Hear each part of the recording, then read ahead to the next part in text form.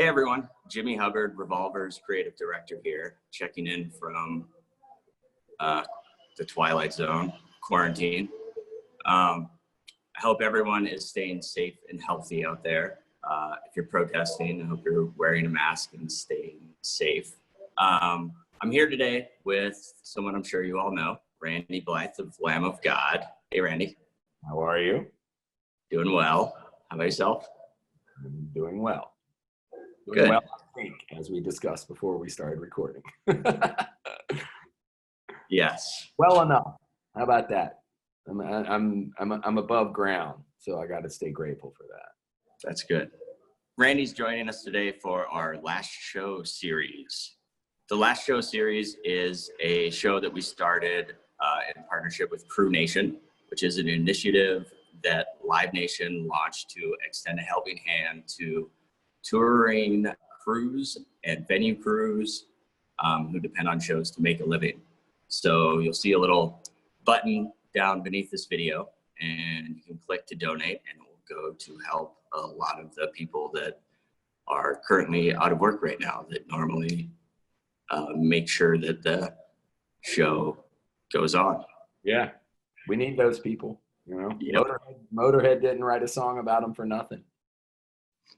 Very true. We are the road crew. Yeah. So we'll get it started, Randy. What was the last show you played? The last show I played was on February 14th, 2020 in Chicago, Illinois with Lamb of God.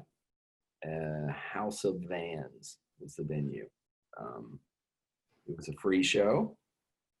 It was a much smaller venue than we would normally play in Chicago.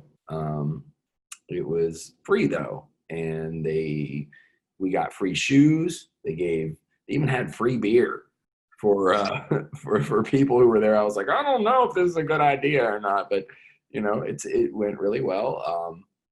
And it was the last show we played. We had released the single Checkmate off of our new record, which is coming out June 19th, plug. And House of Bands had us out there to play, and it was an awesome experience. Free. They were doing that here in New York for a while. Kind of bummed that they stopped, but it seems like they're expanding with that. It was a great thing they were doing.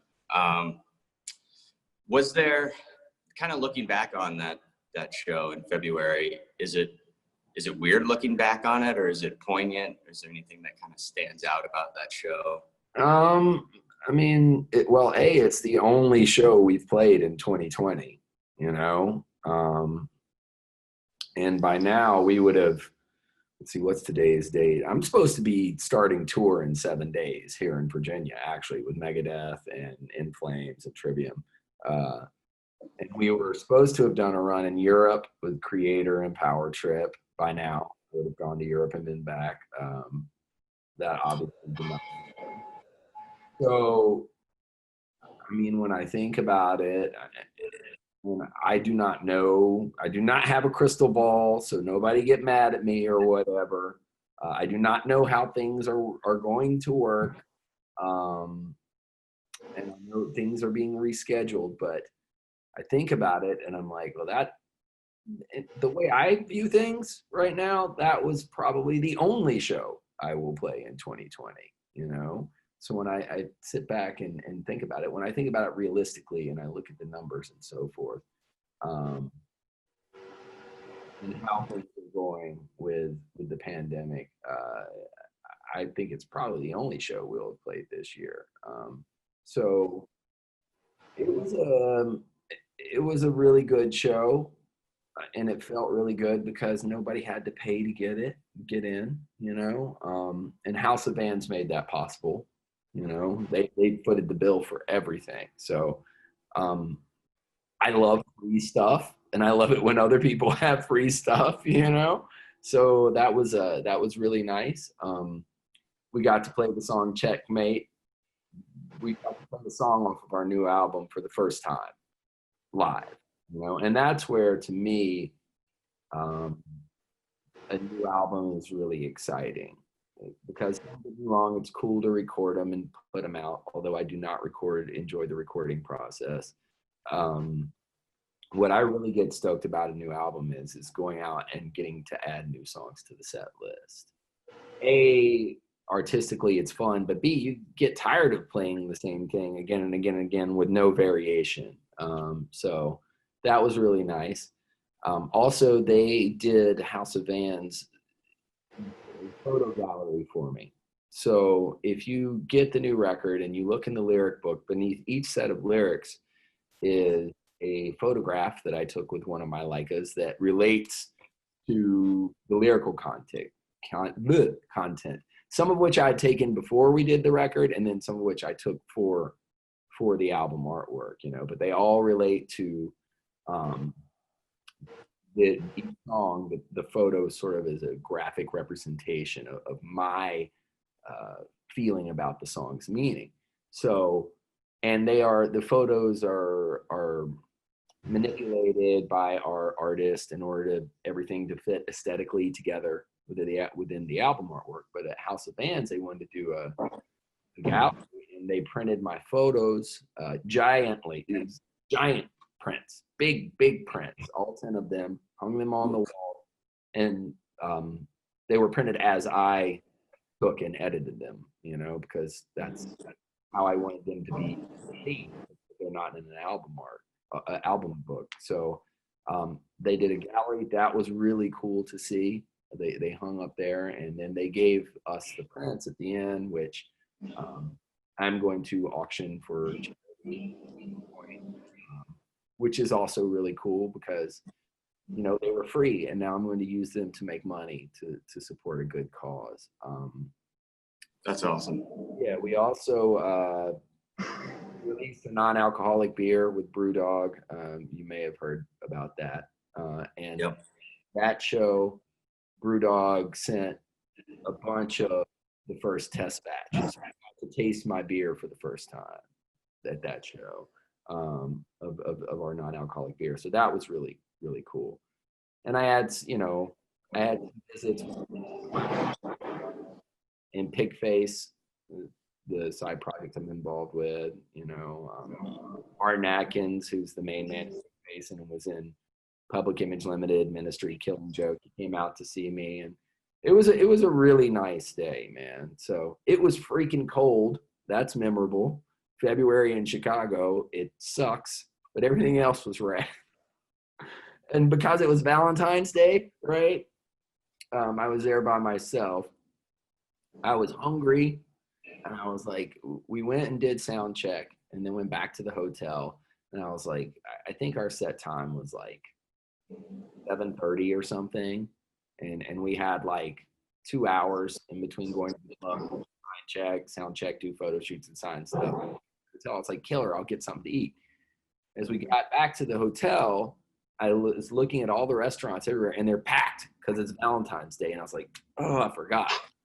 So I wound up going to 7-Eleven I hadn't done this in years, and getting a freaking 7-Eleven hot dog. And that was my dinner that evening. Because room service even at the hotel wasn't working. It was connected to the hotel, just too long to wait. So it was cold, and I ate a hot dog, so that was the crappy part of it. But everything else was great. Great crowd too, man. They were wild. That sounds awesome. That's so great. Well, the 7-Eleven hot dogs aren't bad. I've had to have those a couple times running around working. Yeah, I mean, in an emergency, you do what you have to do. I used to get them when I was drunk in the middle of the night. Oh, I'm hungry, and just because it's cheap, and go get one of those. So the leather dog, as we called them.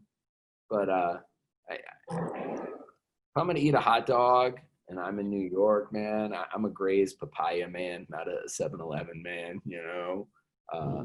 or out at Coney Island, you got to get a Nathan's. Yeah, you do.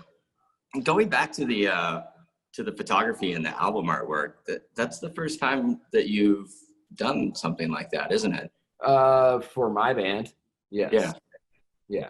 Not this last record, but I think the record before last, the Suicide Silence record, the one where everybody was just atrociously bummed at them for it. They hired me to travel through California because they're all from different cities in California and shoot. They're like, shoot whatever you want, but you got to get one photo in each person's city. So I spent 2 weeks in a rental car driving. I drove all the way up into the Redwoods, down towards San Diego. It was great. I shot a lot of photos, and those photos are the sort of album artwork for their album on the inside. As far as Lamb of God and photography stuff, one of my photos was used for a T-shirt, and it's a photo of a soldier at the the West Wall, the Wailing Wall, I believe they call it, in Jerusalem. And I took it because it's this picture of this Israeli soldier, and the political situation there obviously is very complex. So it wasn't any comment. The photo wasn't any comment on the political situation or the sort of ethical position of the state of Israel or anything like that, or the West Bank. But what it was is I saw this soldier there, and he was like this. He was leaning up against the wall praying, and he still had his M16 across his back. But if you look at it, there's no magazine in the M16. So he was there to pray, and he had, in doing so, had disarmed himself basically by removing this magazine. He was weaponless in the presence of his conception of the Creator. And I thought there was something very poignant about that, about him looking outside of himself for answers, instead of just staying in here and thinking this way, and he had literally and metaphorically disarmed himself. So it was very interesting to me, that photograph, and that hung in my first exhibit at Sacred Gallery in New York. Shout out Kevin Wilson. And it also was also on the Lamb of God T-shirt. So that was used. And then Madball, motherfucker, Freddie, Hoya. Dude, I took this picture of Freddie, and dude, there's not many other front men, right? And I'm not bragging at all here, but there's not many other front men that I watch and like they make me tired, right? Because I move a whole lot, even for a fucking 49-year-old man. But Freddie fucking moves. Him and Candace from Walls of Jericho. She's the beast, dude. She makes me tired just thinking about watching her play. So shout out Freddie and Candace. But Freddie saw this picture I did where he did this kick and his leg was like whoosh, straight up in the air, on stage, one of these big like hardcore kicks. And I got this picture and there was water flying. It was awesome. And like Hoya or Mitz or someone hit me up and they're like, yo, Freddie wants to use that for a T-shirt, because I'd shot some band photos for him too, just for fun. And I'm like, killer, man, I'll send it to him. Just make sure I get a T-shirt. Have I gotten a T-shirt? No. Who has one? Willie Adler, my guitar player. I see him wearing it all the time. And it's on the back. It's this picture I took of Freddie. And like, every time I see it, I'm fucking pissed. I'm like, God damn it. How can my guitar player get one and I didn't get one? I'm the dude who shot the fucking picture. So, Freddie, give me a damn T-shirt. That's all I wanted. Awesome. Man, I'm gonna have to go back and look at that picture, because I know I've seen it. I didn't catch the magazine. That's awesome. Do you find, as like, because you over the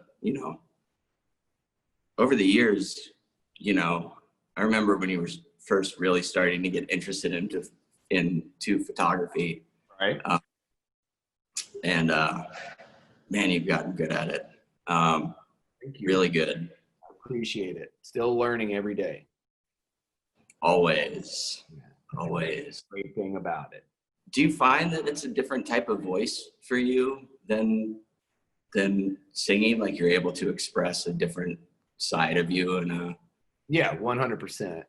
And I think the difference in it between photography and my lyric writing and my music I make and my prose writing. There's the music and the prose can kind of be put together in one way that the photography can't, because when I am writing lyrics or I am writing prose, I'm being very, very, very subjective.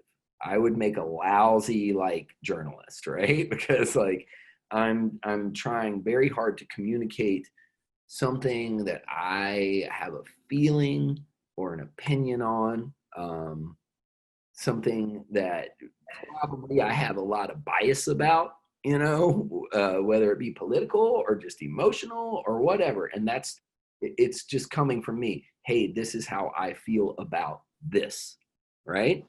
And that is what I use that for, to express my feelings and opinions and my beliefs. Now with photography, I like to think it's a much more objective thing, because I'm not saying it's completely objective at all, right? Because our feelings, our subjective views, biases, and beliefs and so forth come across even subconsciously in our photography through the way we frame things, through the choice of subject matter, even through depth of field, through what I make stand out in the picture more than others. That's subjective. That being said, I am what you would commonly refer to as a street photographer. So that means most of the time, obviously I've gone out and shot some of the protests lately. And at the beginning of the pandemic, I went out at night when the city was empty to really capture that empty feeling. That aside, in these times of duress aside, basically, when I go out to shoot, when I'm like, I'm going to go shoot photos today, I go out with no agenda, no objective. I might say, well, if I'm in New York, I might say, well, I'm going to go to Chinatown today because it's a nice day and I think I can get some cool colors out of stuff. Or I'm going to go to the financial district, when everybody's getting out of work or whatever, because there's going to be a lot of movement. But I'm not creating anything. I'm not going out and creating moments, right? I'm capturing them. Yes, I am. And sometimes I don't even know until after I look at the photo. I don't understand why I captured that moment, I'm an instinctive shooter. I don't, I'm not, I need to get better at this. There's guys who sit and wait in one spot all day long and wait for the light to get right. You know what I mean? And I've done a little bit of that, but most of the time I'm just moving. I'm keeping my eyes open. And I'm looking for what the world is going to give me, man. I'm not trying to shove my voice into the world, which is what I do with writing, which is especially with my band, I'm literally just shoving the voice out into the world. And that, I love making art, and I love singing, I love writing and stuff. But for me personally, if I stay in that headspace all the time, then I become consumed by ego and I don't notice what else is surrounding me. So for me, photography is a way to be a bit more objective about the world around me and remain open, because it's very easy for me to slam doors. This is Randy's way. This is what Randy believes. And if everybody would just fucking do what I want them to do, everything would be okay, And that's not the way to live your life. Because if I was running the show, we'd be in big trouble right now. I'll just put it that way. Yeah. Yeah, me too. Yeah. I try, with photography, I really, you know, it's try to remove myself as much as possible from it, which is hard because the gaze is, a real thing, but it's not about me, Yeah. And for me, I do enjoy shooting landscapes and nature and stuff like that. But for me, my favorite subject are people. And I really enjoy catching honest human moments, you know, Mhm. photographs that tell stories. And in Yep. order for me to do that, I need to physically and metaphorically remove myself from the situation as much as possible and capture it. Because I mean, that's one reason why I like shooting with my Leicas, because they're small, like a Leica M. They're small, inconspicuous. If I come out with my Canon 5D Mark IV, Mhm. it's big, and people notice when you like this. With a Leica, it's like you can be smooth, and you get these moments as they happen. That's another interesting thing I've kind of been coping with over the years as I grow and hopefully grow as a photographer is the sort of ethics of street photography for me, because there's some people who will be like, well, it's legal for me to take that photo, so it is my right, and you read this on forums and stuff, and that may be true. It is legal, but is it the ethical thing to do? You know, and I really have to watch that. Mhm. We're in this time of constant media saturation, and um, I think and stories have to be reported, but I think there's like just been a sort of an abandoning of human empathy in some ways. People are just like, I want the story, and Yeah. it's legal for me to do this. And it's like, what about your humanity, man? Like, and I think for me, the sort of conclusion I've come to with my street photography is always shoot with good intent. You know, um, I think intent is important, Yeah. and sometimes I look at photos, and I do not publish, post, or print or every photo that I take. There's some photos I've taken where I'm like, I don't, people don't need to see that photo, man, because that's a private moment for someone that really shouldn't be on display, and I have to respect their humanity. So it's a thin line to walk, man. It's a hard line to walk, because you do want, like I said, you want these human moments, these unguarded moments, these moments of emotion that tell stories. But it's also like me and my buddy Doug, who's a photographer in New York, New York City Fire Department firefighter for many years. Our philosophy of it is just like, dude, just don't be a dick, Yeah. Like, just don't be a dick. And if not being a dick means like, you know, okay, this photo doesn't need to be seen, and Mhm. that's okay. It's my legal right to take that photo, yes, but it's not necessarily the ethical thing to do. you know so, and that's Yep. questions I have to ask myself. I think it's a mistake to just say, well, this is my legal right. Cool, whatever, that's your legal right, but I mean, don't be a dick. It's not that hard, man. Respect other people. Yeah. I mean, I think that's like one of the most important things about being out there with the camera and documenting things is that whoever's, even if you try to remove yourself, there's still a subconscious part of you that is inserted, and so that is still in there, but it's always important to just be courteous to the people around you, Right. and respectful. you know and for me, it's also easy enough that I can't just justify everything with good intent either. I mean, I say that I think intent is very important, right? But I can't justify every photograph with I had good intentions. You know, because the road to hell is paved with good intentions. uh, like for instance, like for me, I'm a sober guy, right? And you know this. Mhm. We've known each other for years. You also know that I didn't used to be sober, and I Mhm. fucking nightmare, right? So I should be dead right now or something. As much as I drank, but I take pictures sometimes of people who are intoxicated or uh, sometimes homeless people that are having problems, and I take these pictures, and in my heart I see them and I feel great empathy for them because I look at them and I don't think, look at that drunken bum. I think that could very easily be me. Not it coulda, it could be me. If I don't handle my shit, that is what awaits me. So that's that's um that's something that I kind of have an internal struggle with, because these are people in very unfortunate situations. Um, Mhm. but I'm not shooting them in some sort of I don't know, like Exploitive way.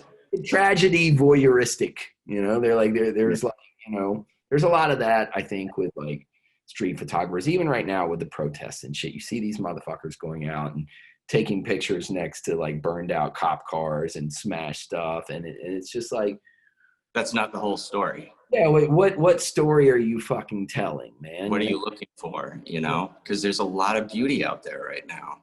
Yes, that's very important. And I did a post a couple of days ago, because I have shot some of the protests, but the other day I put up two pictures, and I saw two things. I saw one was this dude, he was walking past me. I was walking down Monument Avenue in Richmond, and this dude was walking past me in a mask.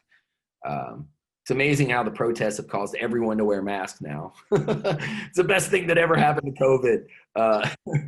Uh, like he's walking on the street, and like there's this squirrel like chilling on his shoulder, and I'm like, is that a motherfucking squirrel? And I just stop and I look at him.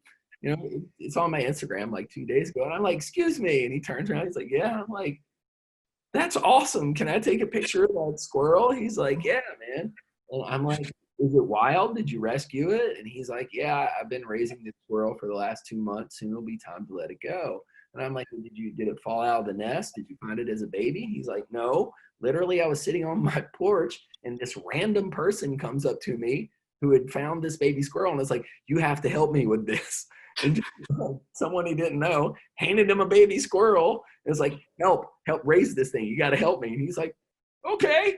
So this dude like takes a baby squirrel. It's a girl. I can't remember the squirrel's name, and has raised it by hand. And the squirrel wasn't on a leash or anything. And it's just like this regular squirrel. And it was like chilling chilling with his dude. And I was like, that's fucking awesome. And he apparently he researched, and knows how long you're supposed to help protect the squirrel till it can take care of itself. He's like, I'm gonna let it go soon.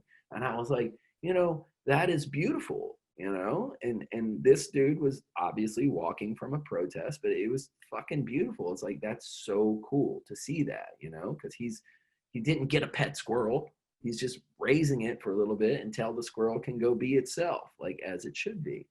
And then a couple hours later, I was walking home, back to my car through this. I was walking back to my car, which is parked over near this farmer's market, which used to be a slave market. It was the second largest slave market in the United States, down in Shockoe Bottom, down there in Richmond. And I was walking along, and I see this chick, this black woman, smoking hot, like unbelievably gorgeous, with like beautiful hair, on roller skate dancing completely by herself. Like nobody was around. She wasn't like there showing off for people.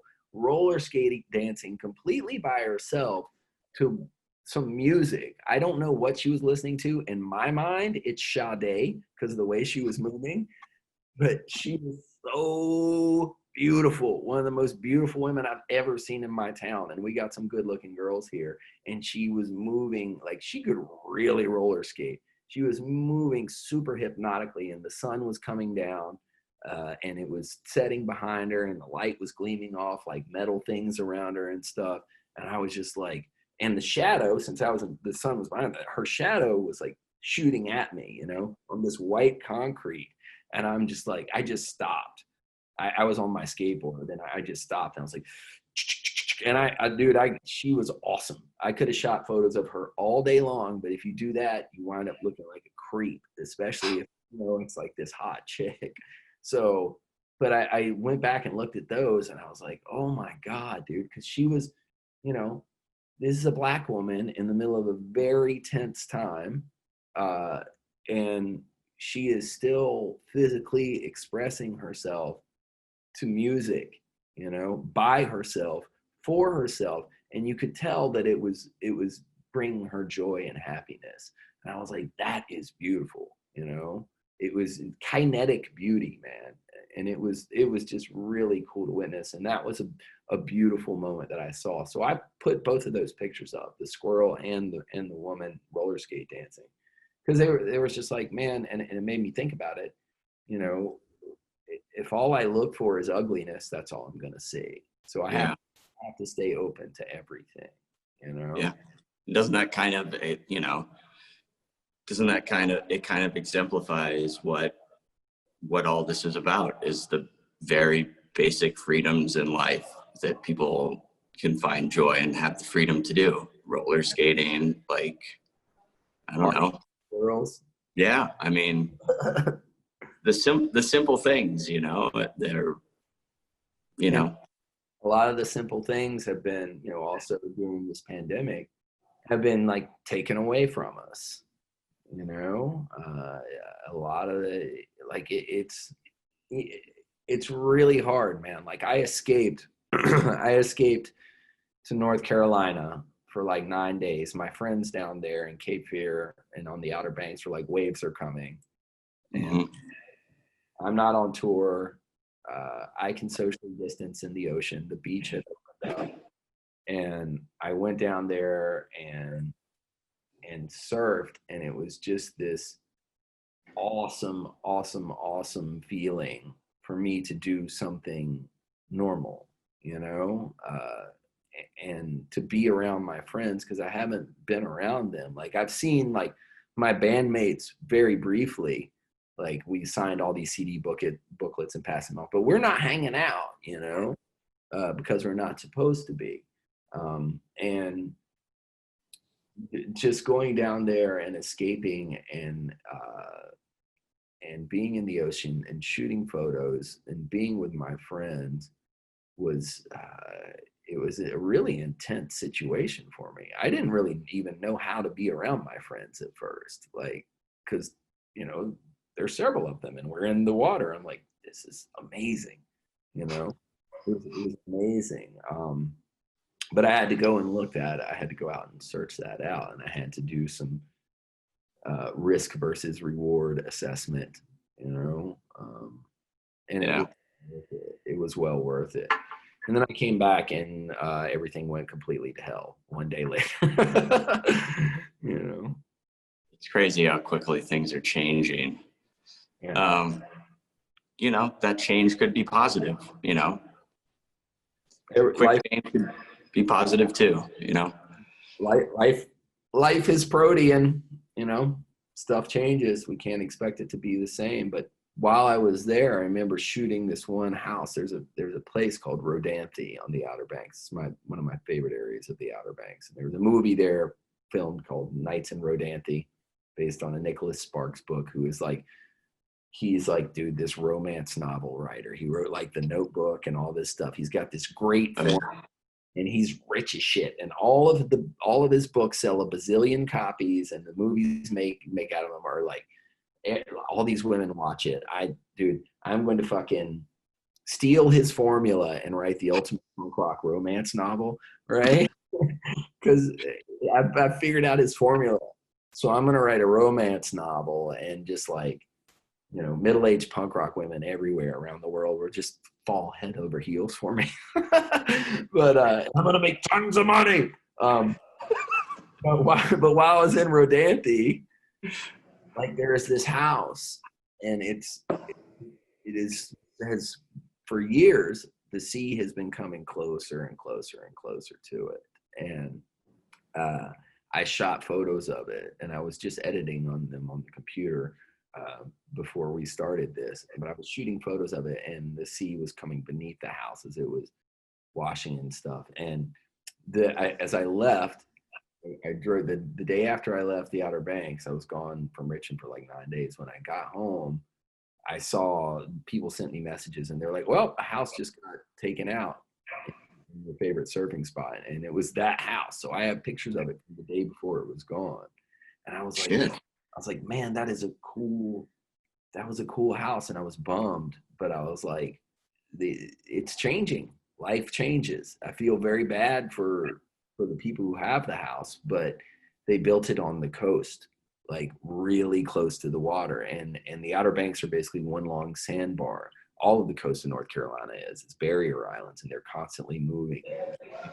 Part of accepting life, you know, on the coast is that things change. So I don't know, for me, I don't know if it would be a positive change in that people's lives who own that house that it's gone. Maybe it was costing them tax money. I don't know, you know, it was kind of old. Or maybe it'll be a negative thing, but it changed, man. And nature itself changed it and took it away. So for me, I think I have to be cognizant of the fact that life is ever changing. I can't expect things to stay the same. I can only make the best out of what is happening right now. You know, I have to try and look for those things. So I don't know. Long-winded way to tell you about a photo I took in North Carolina. No, that's a great metaphor. I mean, that's what, you know, as I get older and as people get older, I'm sure everyone kind of, you know, you have to be open to change, you know, otherwise, because you can't control things. You can't control things. It's just reality. I can control one thing, myself. I can control my actions. Yes, I can control my actions. I can't even control my emotions, right? I can try. I can try, but I can't control when I see something that angers me, the immediate impulse to be angry. Like, I can't, if I see an injustice, I can't immediately not be angry. What I can do is control the manner I express that anger. And I can control after a bit of the time how much I dwell on that anger and feed it. You know, I really have to watch that, because if I just sit in anger all the time, man, it's a bad thing. You know, it's a bad thing for me. And people should be angry about some things, for certain. And right, you know, it's rightful to be angry, but it's a matter of what am I going to do with that anger? Yes. How am I going to focus it? Because if I'm just consumed by it, then I am combat ineffective.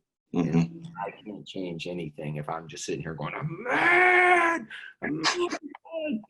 which is, you know, how I lived for years. Yeah. It's how I lived for years, particularly in the worst of the drinking days. And that's why I drank so much. I'm trying to stop being so fucking mad all the time. I'm like, I can't take this. But it stopped working. So, did you freeze up? Yeah. I mean, that's one of the things I think about. Oh, yeah, I did. Sorry. The recording, actually, it doesn't, on the server, it doesn't. Was I doing the robot? No, I am. Okay, now it's working. Yeah. That's one of the things with, you know, like, I think growing up, like, punk and heavy with me because it was a positive outlet for emotions that I was having as a younger adolescent, you know, and it allowed me to have that feeling that, you know, that these things that were making me angry, I was not alone in. And that helped me move past that anger and find a positive outlet for it, you know. And I feel like a lot of people in heavy music are able to do that. And, you know, I always think about the Rage Against the Machine song, you know, the anger is a gift, you know, like anger can be a destructive emotion, but it's still, in the array of human emotions, it's one of the emotions. It's something everyone feels. So anger can also be a catalyst for a catalyst for change. Right. You know, and Public Image Limited had the song, Anger is an Energy. Anger is an energy, you know. It's about how you use it. You know, a person it's interesting to hear talk about anger is Henry Rollins. I know. And he's like, I'm so angry. You know, it's like, Jesus, you're an intense dude. It's, you know, I guess I'm an anger sellout. I'm still angry, but I'm like way more mellow about it, you know. He's still kind of maniacal at times. He's a very interesting person, you know. I got a lot of respect for him. Don't always agree with everything that he says, but he's a smart dude. And he does a lot of things. Yep. I haven't seen him do the spoken word in a while, but I always love going to see him do that. Oh, gosh. So good at it. So good. He just like takes off and then just goes. Yep. Riffing. Yep. Riffing. Yeah. So I want to get back to a couple of these questions too, Randy. That was great. Just wanted to go with it. What was the last show you saw as a fan? Oh God, dude. Man, that's a hard answer. I think the last one I remember going to see as a fan was a band called the Hu, Hu, from Mongolia, you know?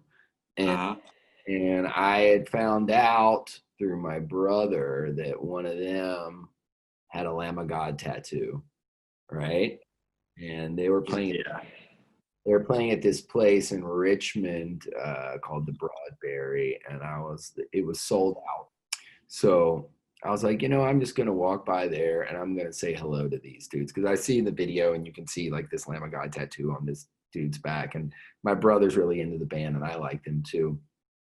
So I went by and I was like, I'm just going to see if their tour manager's around or anything. And I'm walking up to the club and I see their tour bus and I see this dude in the window like, just like staring at me, you know? And then he comes off the bus and he's like, oh, he doesn't really speak English, you know, but he recognized me. And I was like, what's up, dude? How you doing? You know, and wound up their tour manager, who I believe lives in Chicago, Mongolian guy who speaks English, came off and we wound up talking and discussing some things about Mongolia. His brother's in the band. Yeah. Yeah. And so as you probably remember, I had a brief spell I spent in a gated community overseas, right? And I had 2 Mongolian cellmates, right? This is a really, really cool story. And while I was there with them, I learned a few words of Mongolian. But we were talking about music, and I was like, what would be a typical Mongolian song, right? What would it be like? And one of my cellmates, Ganbold, he started singing me this Mongolian song. And his cellmate knew, you know, exactly what it was. So it was like a popular Mongolian song. And I couldn't remember any of the words beyond the first like 2 words, which are like Suniu, but I remembered the melody, right? And that was in 2012 when I had last heard that song. So I remember the melody and it's been in my head ever since. So I was talking to the guys in the Hu outside the tour bus and I was like, let me ask you, maybe you can help me out with this song. I learned this from my Mongolian cellmates, but I only remember a little bit. And I started singing, and I got the first two words, and the melody that I remembered came out, and they all started singing it with me. And I recorded them singing, and they were like, "How do you know this? How do you know this Mongolian song?" You know? And it was like this really poignant moment for me, because like it was this music that was stuck in my head, you know, from 8 years ago, that I've never heard a recorded version of it, but these guys sang it for me, and it was beautiful, man. It was beautiful to hear that song again, even though it came from such a dark place. But later that night, I had said goodbye to them. I went back and saw the show and sat around backstage with them and took a bunch of pictures of their weird Mongolian instruments, and you know, got to see them do their thing. It was really cool, man. They were cool dudes. I want to go to Mongolia and shoot photos. You know, the steppes look really awesome. It'd be great for landscape stuff. Yeah. They had a breakout of the bubonic plague a little while ago. Great band, nice dudes. Yeah. So hypothetical question for you, Randy. It's the last night before the end of the world, and you're booking the final concert ever. What is the lineup? The last night before the end of the world, and I'm booking the final concert ever. Man, I'm not gonna be booking no concert. I'm gonna be with some chick. Busy, man. Are you crazy? I don't give a fuck about music at that point. I'm gonna be getting laid, eating like food. You know what I mean? Like, I did my time in music. It's time to get some tail. Let's go out feeling good. You know, it's me. Well, what would be the sound? What would be the soundtrack? Back off in the distance. Yeah. Off in the distance. Yeah. Oh man. You know, I think that in the you know, I'm gonna get laid and I'm gonna surf. You know, the two visceral, awesome things. I'm gonna talk to my family and say goodbye. But in music, man, I mean, I'm you know, probably, I don't know. I would have to have some stuff off the Killing Joke in Dub album, because it's kind of apocalyptic. Maybe some gospel music, just in case they're right, because I'm gonna be leaving. Something to keep me in sort of a positive mind frame. I think I would listen to calm music. I think I would listen to like some calm music. I don't think I'd be listening to metal and stuff, you know? Yeah. I'd be like listening to like, you know, maybe some jazz or something introspective, so I could be like, okay, this is what's going on. I've grown to accept this. Humanity is ending. It had to sometimes, with the way that, you know, we knew it was coming, because we're destroying the planet. So here we are, the world's ending. I think I'd listen to something calming, you know, or I might not listen to music at all. I might just go to the beach and listen to the ocean. Yeah, that'd be nice. Yeah, I get what you're saying. and then I get laid. I'd probably put on the Traveling Wilburys, because it reminds me of my folks. Yeah, Everything of my family. Yeah. Interesting way to think about it. Cool. That answers it. That's great. We kind of went over this, but how have you been spending most of your time in quarantine, Randy? Oh man, shooting some photos, doing a lot of press for this record, which got delayed. Which is great, by the way. Thank you very much. Listening to it quite a bit. Thank you very much. I'm glad you enjoy it. I've been meditating. I've been cooking a lot more for myself, instead of, obviously restaurants aren't open. I was getting lazy on that tip, so I've been cooking for myself. I've been trying to read some. I haven't been reading as much as I thought I would. It's very strange. I've been looking at the news too much. Yeah. Or the news way too much. It's very distressing. I have been working on music. I've been skateboarding some, not shredding, but just cruising. I have a couple of longboard cruiser boards, because I don't want to be getting hurt at the skate park. I'm going to the hospital right now, and being in the middle of a COVID ward or whatever. I've been working out some,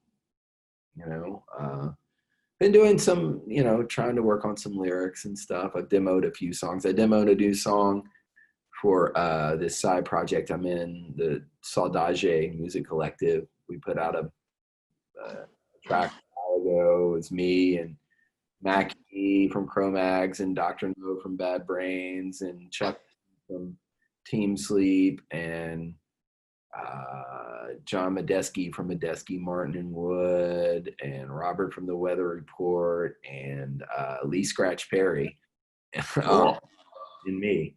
So we put out a single of that back in February, and I've been working on a new track for them. I've demoed that. I've been trying to learn Logic a little bit better.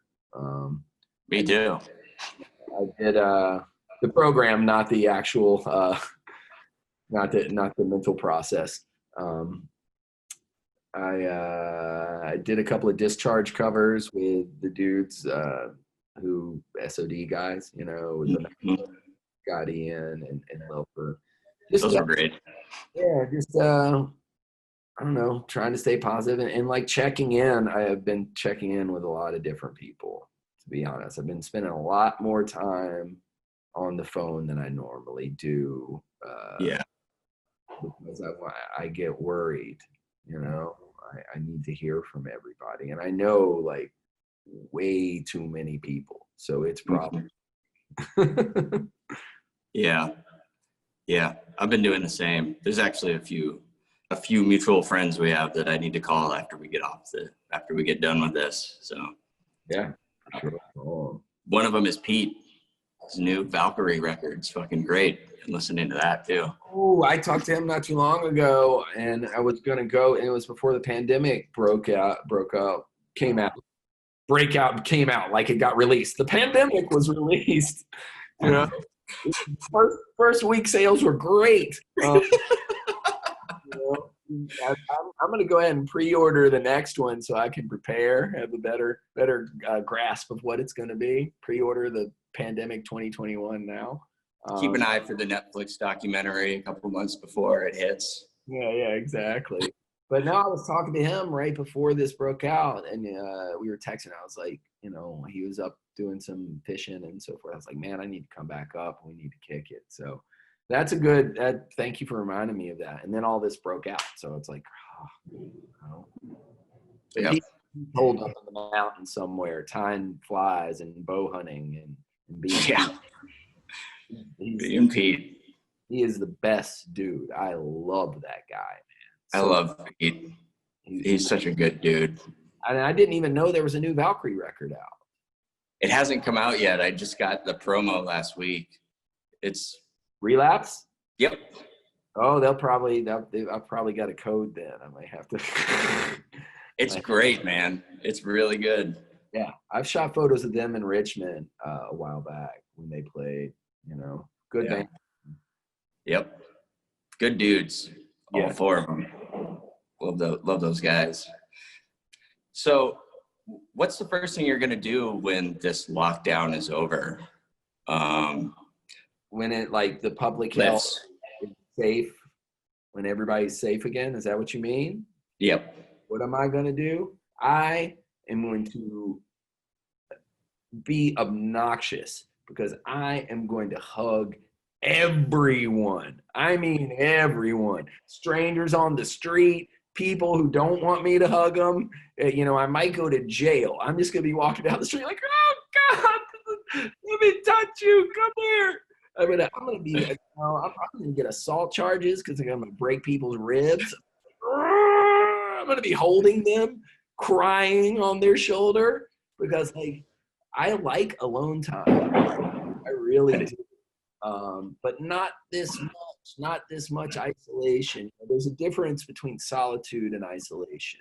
And, even when I went surfing with my friends, we didn't hug, it wasn't, and I mean, even when I was in prison, bro, we could high five each other.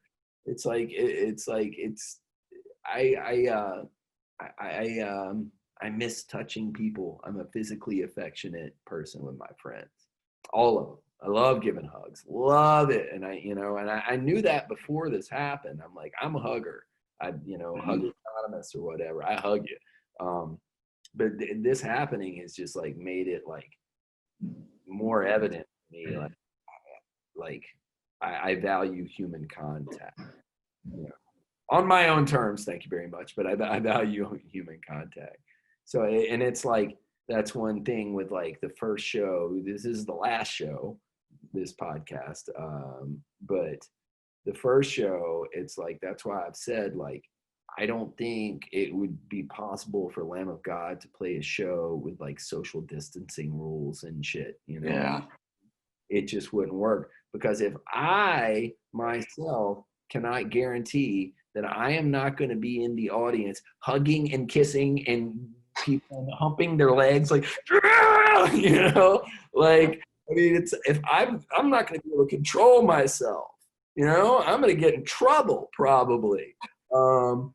If I can't guarantee my own behavior when we play that first note, like, how am I supposed to ask the audience to behave? Yeah.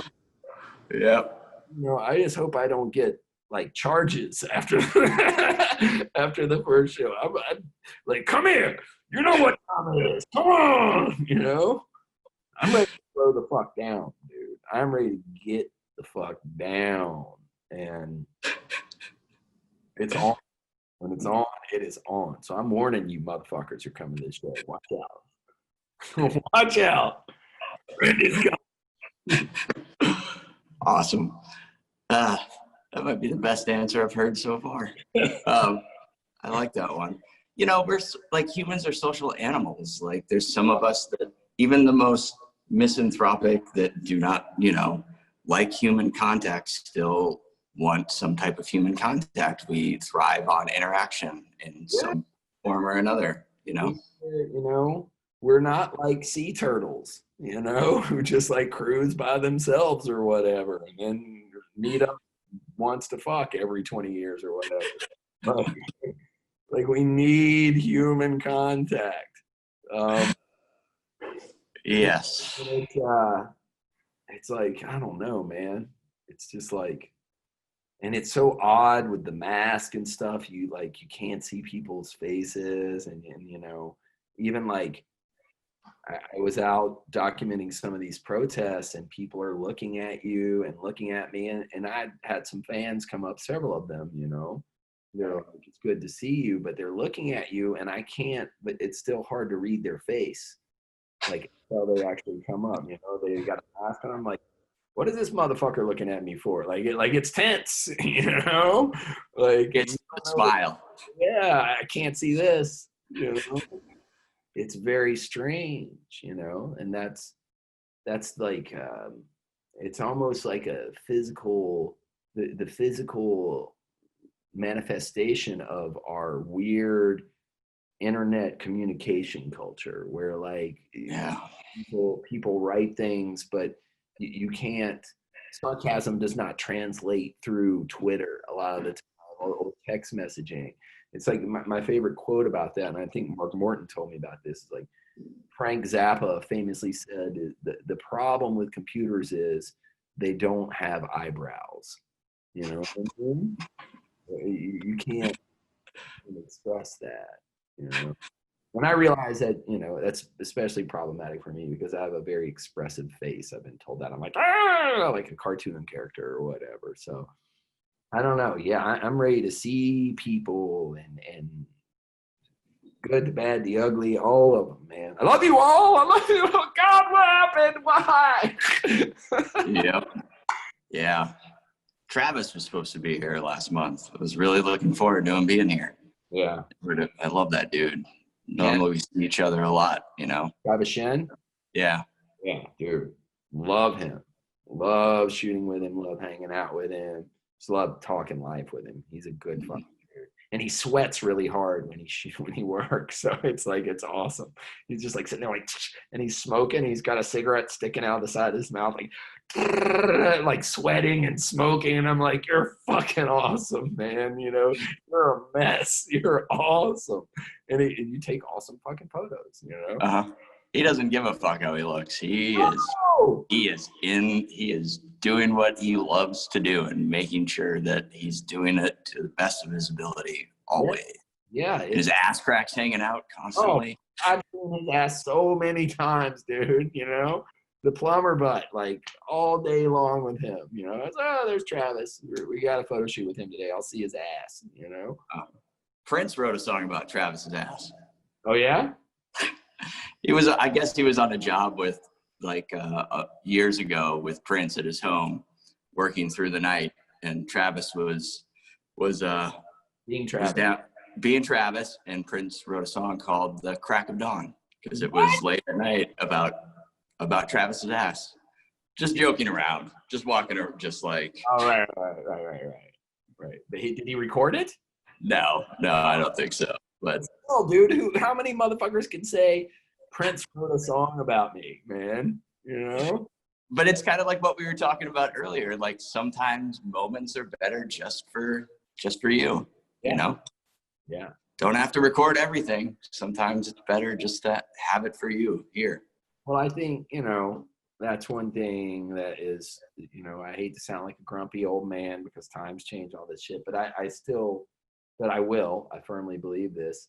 Like shows now, if people are just like this, looking through their phone, they're missing the whole point of it because, you know, I'm a photographer. I fucking shoot shows, you know, if I'm there, you know, like, but I'm doing it for a reason. Like I'm trying to do it artfully. I'm not looking at a show through this cell phone because I mean, I can't understand that because when I went to shows growing up, it was all about being immersed in the moment, you know? Mm-hmm.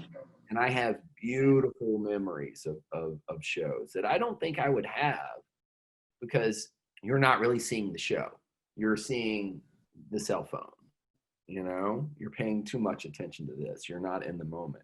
Yep. So I have beautiful memories of shows that, you know, will stay with me as long as this old thing keeps on ticking, that I think people who view shows through these digitally filtered representations of reality, they're missing it. You know? I mean, I get it. You want to take a couple of pictures, but by the way, the video you take on your cell phone, it's going to be shitty. You know, you're not Steven Spielberg. Put the fucking phone down. Be here with me. Be in this moment with me.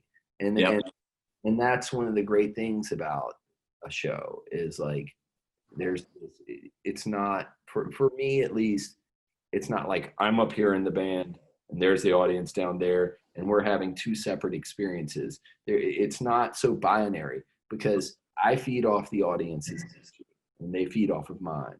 And I can tell when an audience is really feeling it. I'm going to go harder, you know, and together, we're going to create this experience. So we aren't creating that experience.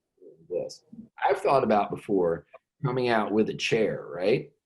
When like I go to a show and like everyone is like this. There's been a couple like that. Not every show by everything, but where everybody has their fucking phone in their face. I've thought about after the first song, going to the side stage, grabbing a fucking folding chair, bringing it out, setting it down, taking my phone and singing like this. Here we go. This is what we're doing now. You know? Let's just make it further and further removed. You know? I don't think they would like that. You know? It might wake some people up though. No. After all this, you know? Yeah. People might, you know, having this moment where we're not able to see live music, you know, people might. I like, you know, because I go to shows all the time with the camera, you know, it's what I do and it's what I love to do. But, you know, and I do get lost in the music when I do that, which is why I really enjoy doing it. That's like how I feel. Sometimes I'm able to find moments is getting lost in the songs that I like, but I also really like if I'm not working and I'm not shooting, I make it a point not to bring my camera, not to take my phone out. Like I want to get lost in it. I want to experience it. That's why I love it. You want to feel it. It's good. So So the last question, Randy, and I know, you know, you guys have had a lot of your crew members with you for a long time. And, you know, with this last show series that we're doing with Crew Nation and Live Nation is to help raise money for road crew and venue crews and everyone that's out of work. Do you want to tell us a little bit about your roadies or techs or any of the crew that you have, any stories, or because you guys have still been that have been with you I will tell you for a while on the crew. I'll tell you this is a good story, and I want this dude to tell this story one day. Like, I want to interview him and film him telling this story because it's awesome.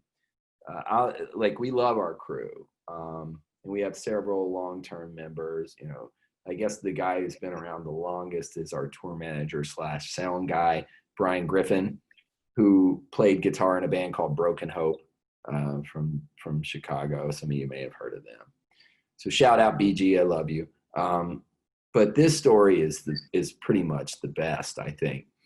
Our guitar tech, Jake, is from Kentucky, right? And we used to see him. We became friends with him and his wife years and years and years ago when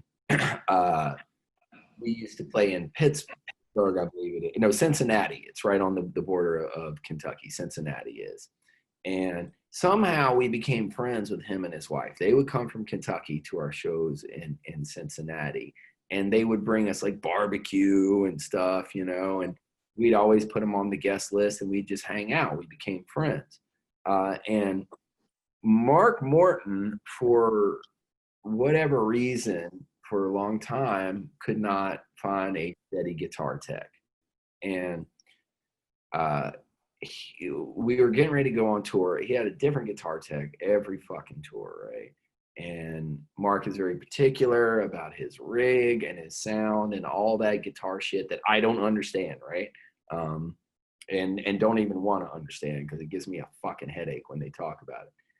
But I was talking to Mark one day and I'm like, well, who's your guitar tech on this tour? And he's like, Jake. I'm like, Jake who? Jake Hobbs. Jake from Kentucky? Yep. I'm like, is he a guitar tech? And he's like, nope, never done it before in his life, right? But Jake worked at the Ford factory in Kentucky. He had worked there for years, had a good job, you know, benefits and all that stuff, working in the Ford factory, making whatever he made in the factory. I don't even know. But Jake also, just as a guy who sat at home with guitars and stuff, knew a lot about guitars, and he knew a lot about how to set them up and change them, because you know there's a lot of guys who do that. They're not musicians or guitar techs. They like playing guitar at home. So he was very knowledgeable on this stuff. So Mark, I'm like, Jake has never been on tour, you know. It's like, what the fuck? What are you thinking? And he's like, look, dude, I can't teach him how to work on guitars, but we can teach him how to tour. And that was 100% true, right? So the first gig that Jake is going to do is in Bangalore, India, right? Jake has never been on a plane before in his life, right? He's never been on an airplane. Whoa. Yes. And his first gig, he quits his job at Ford. Good paying job with stability and benefits and all that shit. He quits his job at Ford. Mark Morton somehow convinces him to quit his job, run away, and join the circus, right? So Jake has never been on a plane before in his life. He's never been on tour. He's never guitar tech a show or whatever. Jake is supposed to meet us in Chicago, I think. And then from Chicago, we're going to fly to London. And then from London, we're going to fly to Bangalore, India, I believe. And so what happens is Jake's first flight from wherever in Kentucky is delayed. So he misses our connection in Chicago, right? So he gets on the plane, a late flight, goes to Chicago, right? And then from there, since he's missed us, they have to fly him to London, to Heathrow by himself. He's supposed to be with us. And we're like, don't, because I think he was nervous about it. He talked to Mark, and Mark's like, don't worry about it. You'll be with us. So his second airplane flight is from like Chicago to London, England, and he gets to Heathrow and he's like, oh, damn. And Jake has a really thick Kentucky accent too. So he lands in London, and he winds up, there's a delay there. So he winds up getting another flight to India. He gets to India, right? And he's like, holy shit, I'm all the way from Kentucky to India. Something was fucked up with his paperwork, right? And they will not let him into India. So he has quit his job. He has quit his job. He has flown by himself all the way to India. Now he can't get in. There's no cell phones, right? He didn't have a cell phone to communicate with, and he's like, I don't know, what have I done with my life? And he's like stuck in this no man's land in the airport in Bangalore, India, for his first time ever flying and ever out of the country, So eventually he winds up talking to someone who is just like, he's just sitting there and he doesn't have any luggage. He just got his backpack that he had his carry-on. He's like, I don't know what to do. And he talks to people and they're like, no, you don't have the paperwork to come in. I'm sorry, you're fucked. And eventually someone talks to him and it's just like, what's the matter? You can tell he was in distress. And he's like, I'm supposed to get in and I don't have my paperwork and I'm supposed to be going to this festival to meet this band, blah, blah, blah, blah. And the guy's like, how much money do you have? And I think he had like $50. And that's how it works. You know what I mean? He's like, come with me. And I think Jake gave that dude like $20 and then some lady at a desk like $20. And they're like, boom, okay, no problem. So Jake gets through that. And of course, we hadn't heard from him because there's no cell phones. We don't know what the fuck is going on. Someone was waiting for him at the airport. They go and get him. Jake hasn't slept in like 2.5 days at this point, right? So it's the day of the gig. He arrives at the show and it's like 2 hours or something, like maybe 3 or 4 hours before showtime. He has to put together Mark Morton's rig for the first time ever, and there's like 5,000 people at this outdoor show. He's had no fucking sleep. He's like, holy shit, I'm guitar teching for the first time. There's no pre-production day or anything because he's, late. So he winds up building Mark's rig, talking to Mark, dialing in the sound, doing everything on zero sleep. And now it's like 3 days in, and does a bang up job. And then that night, someone gave him a bottle of whiskey. He wound up drinking it, passing out in a bush in India somewhere. And that was his first day ever on tour. He has been with us ever since, And he's worked for a lot of other bands too, He's worked for like Hank Williams III. He's worked for Caesar. He's worked for bands bigger than mine, And he's like a respected guitar tech now. But cool. He's just our buddy from Kentucky, who quit his job to come to this. And it was a brutal trial by fire for him. But the way he tells it is fucking awesome because he has this accent, and it's amazing. I need to have him tell that story sometime. Maybe you guys should interview him about that story. I'd be down. That's a great story. Trial by. Well, there's a lot of things going on there. Obviously, he's a patient, respectful dude that was up for the task in a way, Yeah. So. And he has become he knows how to tour now. And Mark Morton was 100% right, man. We taught him how to tour. I mean, we kind of beat him brutally at first. We taught him how to tour, And he's good. Yeah. He's real good at it. Works his ass off. Love him to death. He's our family, and our crew is our family. It's in Lamb of God. That's how it is. It's not like oh, there's the crew. We discuss like decisions on things and routing and everything for tours and stuff. We keep it like we consider the crew more than us most of the time on a lot of logistics, you know, because they're the ones who get up before us and they're the ones who go to bed after. They're the ones who make it fun. That's great, Randy. Awesome. Well, that was the last of the question in the series. Do you have anything else you'd like to add? Obviously, you guys have a new record coming out this month. Check it out. I hope you like it. That's about it. Stay safe. Wash your fucking hands. Fight the power.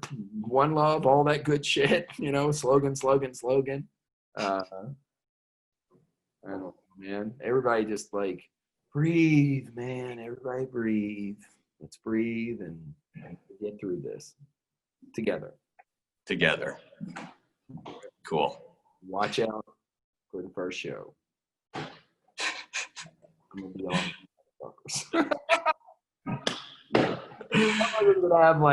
they're gonna have like bear spray and shit, like, here it comes. Awesome. All right. I'm gonna hit stop on the record now, Randy. All righty. So thank you very much. Thanks. Always a pleasure talking to you, bro. Yeah, you too. And all right.